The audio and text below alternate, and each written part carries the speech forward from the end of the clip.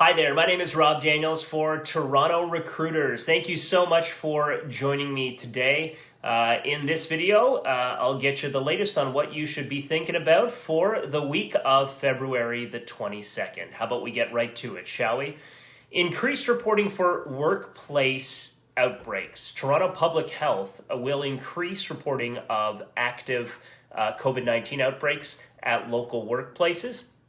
This information will be published on the COVID-19 monitoring dashboard, which is updated weekly on Thursdays. Now, when TPH is informed of one or more COVID-19 cases in a workplace, TPH begins an investigation. This includes collecting information from individuals who have tested positive, identifying close contacts, including close contacts in the workplace, to ensure they are home and self-isolating, and providing recommendations to employers on ways to prevent further opportunities for virus spread. TPH has been publicly posting the names of workplaces in active outbreak that employ 20 or more people. This is to help protect the personal health information and the identity of people with COVID-19 in small workplaces. 10 signs that you're about to hire a toxic candidate. HRD pinpointed these 10 signs that you're about to hire the wrong candidate, and they are that they turned up late to the interview or rescheduled it a few times, and then they speak negatively about past employers. They haven't done their research into your company. Their CV is full of holes and unexplainable employment gaps.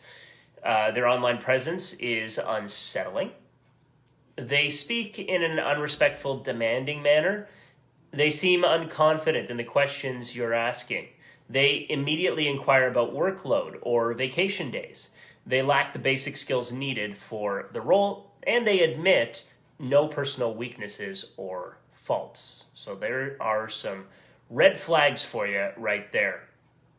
Now, tips to adapt your leadership style to a virtual environment. Remote work was on the rise across the world right before the COVID-19 pandemic. In 2019, 43% of U.S. workers worked away from the workplace, while in the last 3 years, 54% of Canadian businesses have increased their remote work options. It's actually interesting. I was talking to a friend a few moments ago, and he was mentioning that he's been working online since before the pandemic, and he's a remote worker, and it saves the business money to have employees work from home. So that's what he's been up to. Now, here are some steps that you should take to adapt your management style and ensure that your remote team has a good working relationship. You maintain communication, very important. Build trust, as well as reset expectations. Encourage creativity at all levels. Don't micromanage. That's very important. And continuously check in. That's also fantastic too. Now, transforming your business, these are tips from the experts, okay? That's the difference between the small businesses still open to the community and those that are not. They pivoted. Transitioning and transforming are small words, but they mean so much now. But how do you really transform your business? What's the actual process? Some potential steps to transformation include taking a step back. Okay, just take a step back. Examine your core values first, and revenues will follow.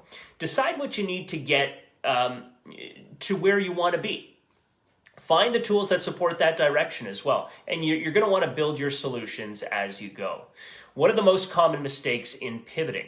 Well, not listening to your employees if they say something isn't working, perhaps. Not defining your values, your mission, and your goals. Forgetting to ask software providers about the security of their applications. Also, not asking for advice or help when things seem too big.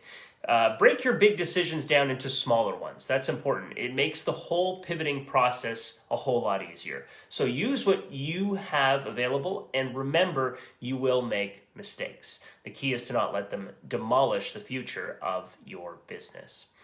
Here's what employees are looking for from their employers. Workers want more assistance with saving for retirement and balancing work-life issues. Nearly half of some 5,000 employees surveyed, 43% say they would like their employers to help with work-life balance issues.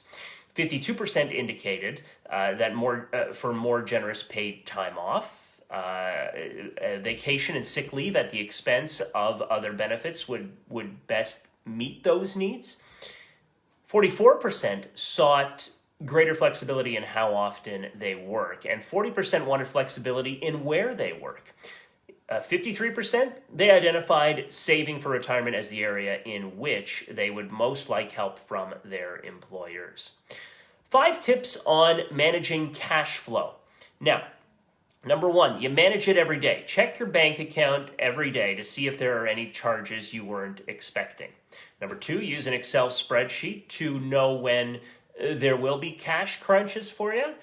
If you're not good in Excel, have someone put one together for you. That could always help. And use mobile payment solutions as much as possible. Get your cash in faster by allowing your customers to pay you in multiple different ways. That's at number 3. Number 4, cash in your assets, especially those you're not using. What you don't need may be someone else's treasure. And number 5, lease equipment instead of buying it. Interest rates are low right now, so you might want to take advantage of that. Excuse me. So this next one is about employers planning to hire in 2021, and 82% of them are planning to hire in 2021. Here's how to get ahead of your competition. HRD spoke to Vicky Salemi, who is the career expert at Monster, who talked us through the main findings of the report titled Future of Work 2021 Global Outlook, which detailed what employers can expect from recruitment in the coming months. And findings show that 82% of employers plan to hire in the new year, and that 93% are confident in finding the right candidate. Salemi revealed that we're going to see more transparency in terms of marketing. For instance, organizations will make a concerted effort to promote their mental health benefits on social media and in their adverts. 56% of employers are planning to update their recruitment strategies to attract more diverse talent. And leaders will most certainly be looking beyond their postcodes to hire top talent. The top candidates that Toronto entrepreneurs are representing are the follows: a staff accountant, 5+ years of experience in Toronto. We have a bilingual financial analyst, 5+ years experience in Toronto, and a paralegal, 10+ years in personal injury law, located in North York. Now, if you're interested in any of those candidates, you can always email sales@TorontoJobs.ca for more information. We have some upcoming virtual events presented by TorontoJobs.ca, a Canadian virtual president's conference, and that's happening February the 25th from 2 to 4 in the afternoon. And we have the Sales Management Conference Thursday, March 4th, occurring at 2 to 4 in the afternoon Eastern Standard Time. Visit TorontoJobs.ca/news for more information on our virtual events. You can check out our new events website at eventlogic.ca. Sponsorship and exhibitor options are also available to you. Check out our Toronto Entrepreneurs Conference and Trade Show YouTube channel. That's for videos on how you can grow your business. And you can always visit our website as well. That's at TorontoEntrepreneurs.ca for details about upcoming events. And perhaps you want to just talk to us about anything. Text us any time, day or night. The number is 289-206-1651 if you have any questions. Thanks so much for joining me. That's what's happening and what you should be thinking about for the week of February 22nd in the entrepreneurial world. Hopefully I said that right. Toronto Entrepreneurs, thanks so much for joining me. I'm Rob Daniels. We'll see you again next time.